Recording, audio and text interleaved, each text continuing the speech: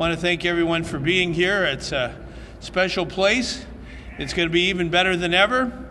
We want Brad Paisley to be very happy on November 21st. I think he is. He's coming. And I thought it was important that we gather here. I've been to Peoria and Rockford and Moline, where we have convention centers, and we've made investments on behalf of the people of Illinois in each and every one of those. And we want to be here in our state capital of Springfield. Just last year, for the first time ever, the statistics came last year, 2012, we had over 100 million tourists in Illinois. First time ever. And they spent, I think, $33 billion. In each and every county in our state had an increase in travel expenditures by people visiting. And we want to make sure that continues, because those visitors create jobs, economic activity, opportunities for people to work hard and to get a job and keep a job. And it's important also to have fun and recreation and to learn. And families come together in important opportunities for them to see something special. And that's what our convention centers help do. They also bring shows, trade shows, conventions from everywhere across our state and across our country. We want to make sure that those opportunities are available and we have the best facilities available for them. I think it's particularly important here in Springfield, our state capital, the home of Abraham Lincoln, the home of the Presidential Library and Museum, that folks have a chance when they're in town visiting and hopefully seeing many things. They also have a chance to come to the convention center if there's a show or something they might want to see and extend their stay and their visit. And I want to bring forward now the mayor of Springfield, someone I've known for a long time. I was state treasurer back about 20 years ago. And Mike Houston was working for a local bank. I got to know him then. He's a man who really loves Springfield, understands how important it is to work hard for the community. And I really have enjoyed my time working with Mike. And this is our latest project together and more to come. So Mike, come on forward and say a few words. Thank you, Governor. Okay. Well, good afternoon. It is with great pleasure that I welcome Governor Quinn and you to the newly renovated Prairie Capitol Convention Center. While this renovation is still underway, it is very apparent that the final product will be fantastic and a major draw to bringing visitors to Mr. Lincoln's hometown. Springfield is unique in being able to offer visitors an opportunity to immerse themselves in history while providing a hometown atmosphere at very affordable prices. Visitors are and will continue to be a fundamental component to economic growth in Mr. Lincoln's hometown. Catering to their needs is one of the best and fastest ways to create jobs. As such, it is our job to continually enhance and grow that industry for our residents and businesses. The Illinois Office of Tourism indicates the tourism industry is responsible for 3,140 jobs in our community and has an economic impact of approximately $379 million. Governor Quinn, through his allocation of funds will make this project possible, is doing his part to grow and enhance this industry, and most importantly, to bring new dollars to the state of Illinois.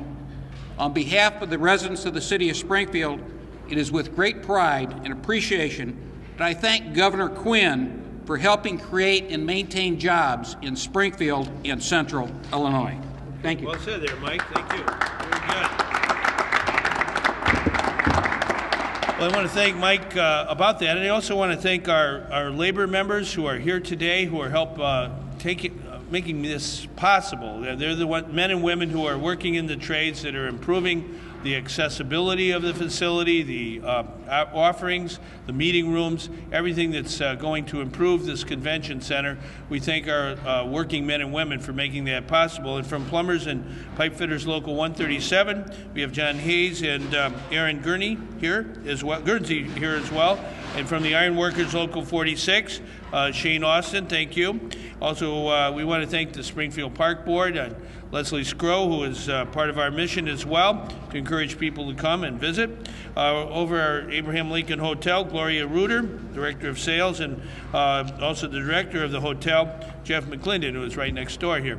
I think it's important also that we understand that the Convention Center here has a board elected by the people that help carry out the mission of attracting visitors, attracting tourists, really creating jobs. We just heard from Mike that 3,140 jobs are created here in the greater Springfield community. Hundreds of millions of dollars of economic activity, more to come. And without further ado, we want to bring forward Mike Coffey, who is the Springfield Metropolitan Exposition and Auditorium Authority Chairman. Mike, go on forward. Okay, buddy. All right. Thank you, Governor Quinn. It's an honor and a privilege to be here today. I'd like to thank my board members for being here, Tony Smart-Jesse, Michael Zeri, and Greg Sharantz.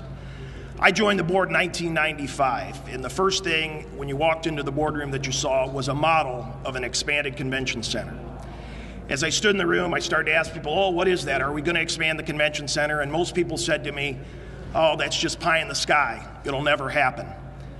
The years passed, and I watched the model sit on the table next to the board, and year after year we went by and nothing changed. I became board chairman. We hired a new convention center manager, Brian Oakes.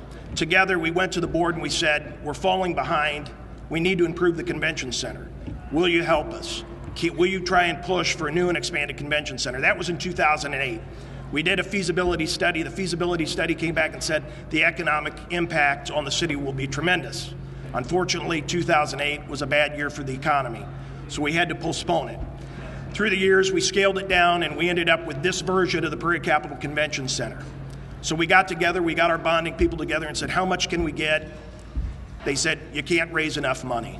So we went to the city. We worked with 3 mayors. We worked with Mayor Davlin, we worked with Mayor Edwards, we worked with Mayor Houston. They said, we'd be happy to kick in. This is a great loss leader for the city. It's a cornerstone of our tourism. We still didn't have enough money. We had one alternative, and that was to go to the state of Illinois. Everybody said, it won't happen. We'll never get the money. We went to the governor's people, we went to the governor, and we came back and the governor said, this is exactly the kind of project we need for the state of Illinois, a project that will increase tourism in the city of Springfield, a project that will create jobs for the city of Springfield. So on behalf of the Prairie Capital Convention Center board and staff, I would like to thank the governor for his support, because without his support, this would have not happened here in the city of Springfield. So thank you, Governor, for remembering Central Illinois. Thank you, Governor, for remembering Springfield, Illinois. As a token of our appreciation, we'd like to give you a guitar that was signed by Carrie Underwood, one of our most successful events here at the Prairie Capital Convention Center. We hope you'll display it in your office. And remember what Build Illinois can do, because it's been tremendous for the Prairie Capital Convention Center, and we wouldn't have been able to do it without you. So thank you very much. Thank you. There we go. Thank you. Well, I know George Strait's coming to Illinois next year. I think he's in Chicago area about March 8th, but maybe we can get him to come down here too, because I think it's last year of touring, and we want to get as many major entertainers as possible to come to Central Illinois, and this is a great venue for everybody to see and enjoy themselves. I do want to salute all of those who got the law passed back 4 years ago. It's called Illinois Jobs Now, that allows us to make investments that build and grow our economy and create jobs. And we're investing $4 million in this project with other partners as well. And we've done that in Peoria and Rockford and Moline and here in Springfield. And we got to invest in order to grow. And I really feel this is the best way to go for everybody to have a better state. So if anybody has any questions, we'd be glad to answer them. Governor, other than your inauguration, what special memories do you have of seeing events in this facility? You know, I've gone through here on a number of the trade shows that have taken place and small conventions. I think it is important to understand that there are all kinds of niches in the tourism and convention industry, and hospitality is bigger than ever in Illinois. We have friendly people who know how to be good hosts of major events, and I think it is important that we have the kind of 21st century facilities here in our state capitol for visitors and conventions and trade shows and musical acts and everything that comes with a great center like this.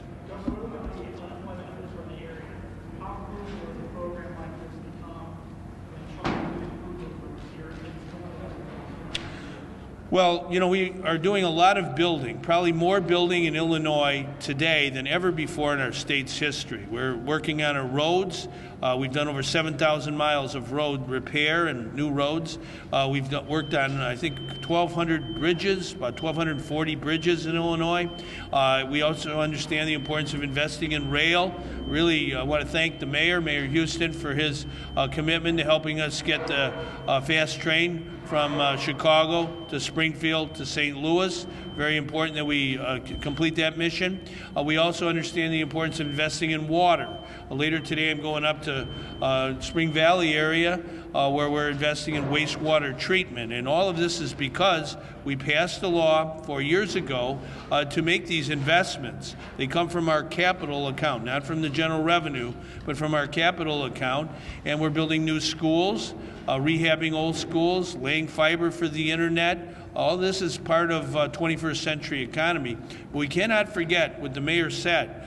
Over 3,000 jobs in this community come from tourism and hospitality. And then all our trade workers that are making this a hospitable place. Very, very important. We are grateful to all those workers. Everybody has a role to play. And I think we got to keep on investing. And we're going to be doing a lot of that this coming year. Are you going to the local legislators that might have voted for this or invited to this thing?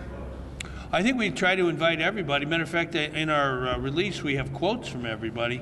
You know, not everybody can make appointments and all that, but we're grateful to everyone who voted for the Illinois Jobs Now, which is the source of funding for this particular investment in convention centers. And I'm particularly grateful to those who voted for the funding of that particular initiative. Sometimes it's easy to vote for the spending, but a little hard to vote for the funding. But you have to do that. Also, this project has been going on for some time. We've known about this grant for a long time. Do you know how much money has actually been transferred to the convention center yet? I think all $4 million has been paid. Isn't that true? I believe so. That's what my notes say. And we've done this, as I said, in 3 other major convention areas of our state: Rockford, Peoria, and in the Moline and Quad Cities. And we want to make sure we make these investments because they pay great dividends. You know, I always have liked coming to this center and to Springfield. I was reading somewhere that the Route 66 Classic that is a big party here. I participated in that in past years.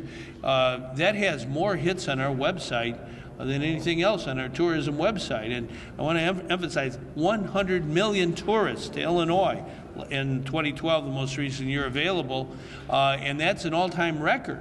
And every single county got more visitors. So we got to keep on doing this. And this investment today with the convention center will make a difference for the future as well. Governor, you haven't signed the Chicago Park District pension bill. As you review that, to what extent will opposition from SEIU factor in? I haven't seen the bill yet. I heard about it. I read about it in the paper, but I think it may have just arrived. And we'll look at that bill as we do every other bill and look at it very carefully.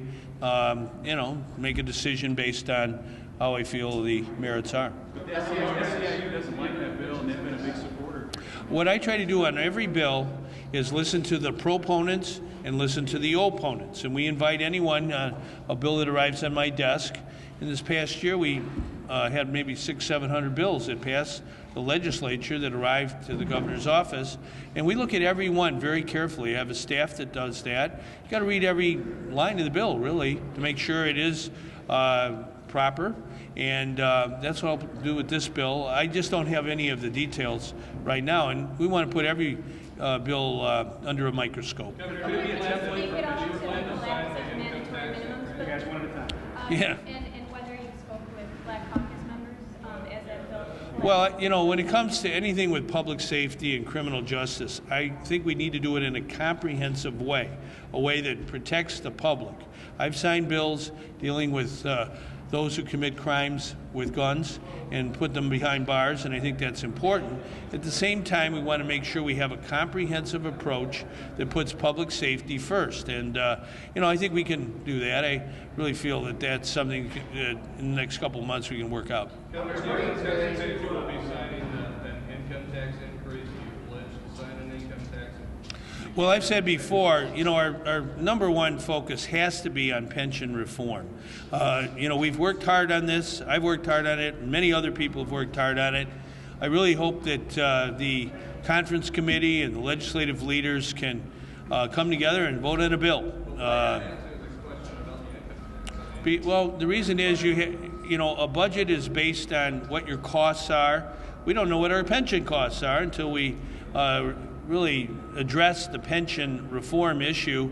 That is the number one budget challenge that we have, and you don't want to put the cart before the horse. I think you need to know what your expenditures are and what the pension requirements are, and I hope we can come up with a pension reform measure that is good for those who receive a retirement income as well as for the taxpayers. So that's what we're working on. Do you see a possibility that we would never have to extend the income tax?